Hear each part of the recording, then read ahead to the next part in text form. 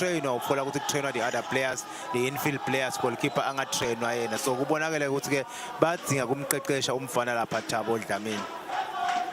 It's a corner kick for the winning side. There's their number 6 Sela. Header in the box. Sibonelo net. Sibonelo is back on the score sheet. He's denying us a chance to talk about him negatively. He is a Mkonda, but he's a Sibonelo guy. 2 goals so far in the second half for himself. 5-2 for the Bosco side. What a player he is, the young talented number 10 Sibonelo Mkonda.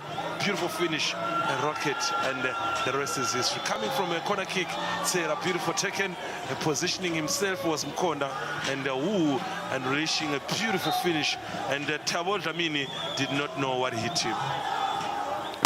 He's unmarked lapha umdlali Sibonelo is unmarked lapha ukuthola ibhola liyepha kanti ke the principles of defending sitohlale sisho ukuthi as a defender you must see the ball and the player simultaneously ungaboni kunye umdlali lapha wesivokofolo defender wesivokofolo lingena emuva lapha Nkosi Ngiphile lapho udlalela home defenders imayimece ibhola bayasuluka udibana nembumbulo elibhola seliye nethini kanti bebekaphike kahle lapha ngabe bekamakile eSibonelo.